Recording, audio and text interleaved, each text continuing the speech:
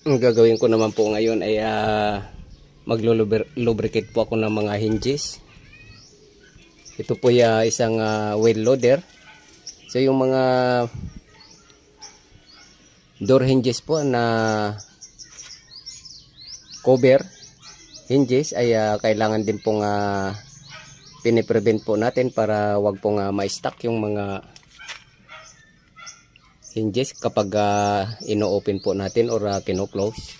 Kasi kapag napabayaan din po ay maaaring hindi po natin mai-open or nahihirapan po tayong mag-close. Kaya kailangan din po natin na i-prevent yung mga hinges na yan.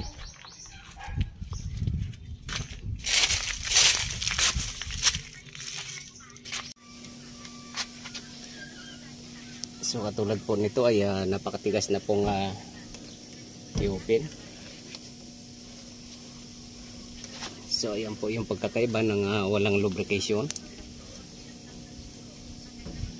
So kapag hindi po natin nilubricate to ay hanggang sa kapag pipilitin po natin, masisira po to itong hinges na to. So isprayan po natin.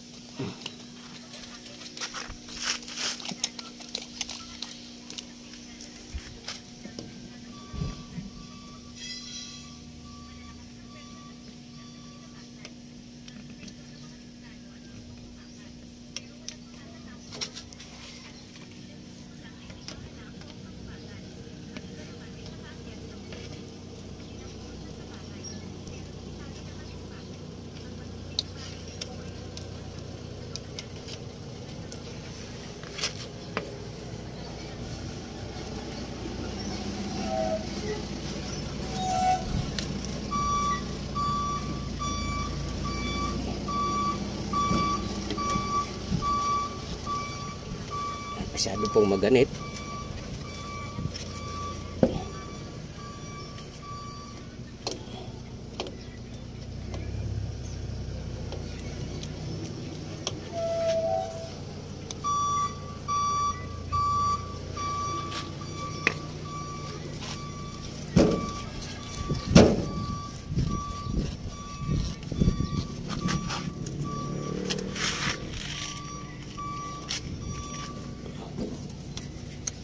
So ayan po, medyo lumambot na siya.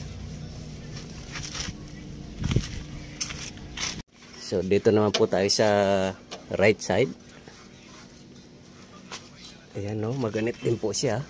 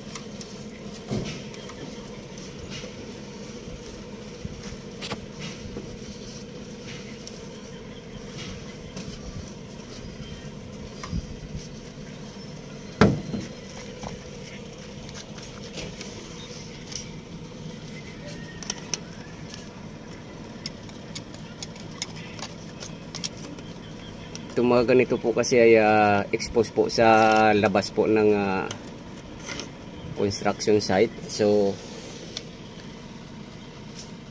once na umulan po at maarawan ay lagi po siyang exposed. So kapag naulanan po, magkakaroon po ng kalawang to hanggang sa may stock ng may stock. Ayan po, lumalambot na siya. Ayan. Kanina po ay napaka ganit po. Ngayon no, pag binitawan ko ay bumabagsak na po siya. Ayan no.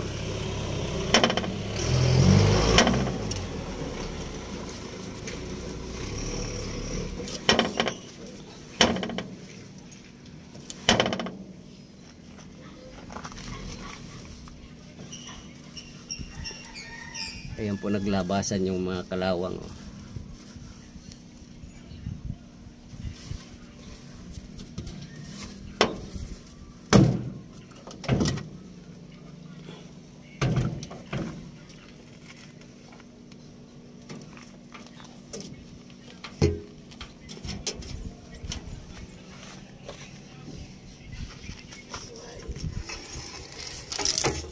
Ito naman.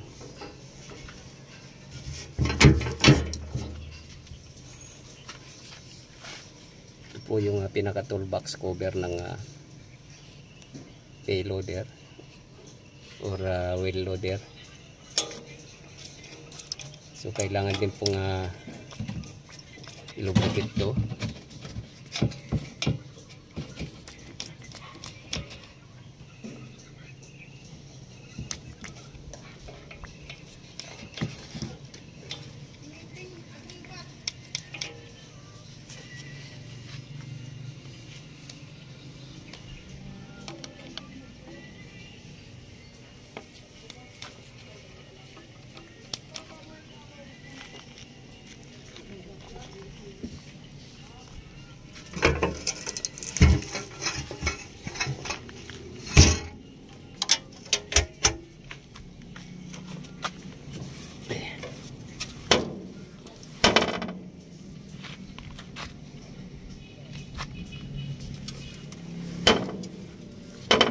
Ayan po, kung sana siyang bumabagsak.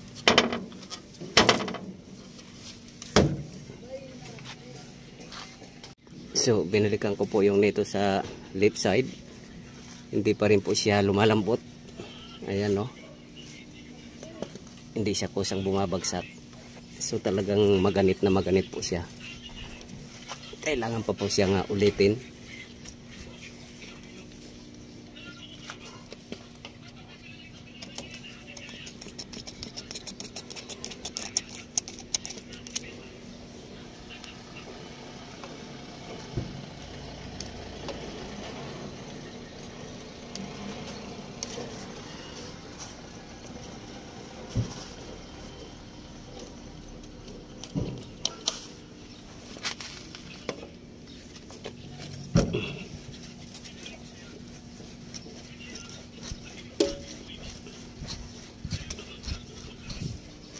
Ayan po, naglabasan na yung kalawang niya. Oh.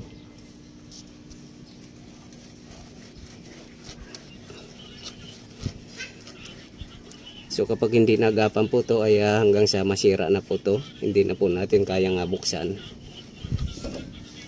Ayan yung kalawang. Oh.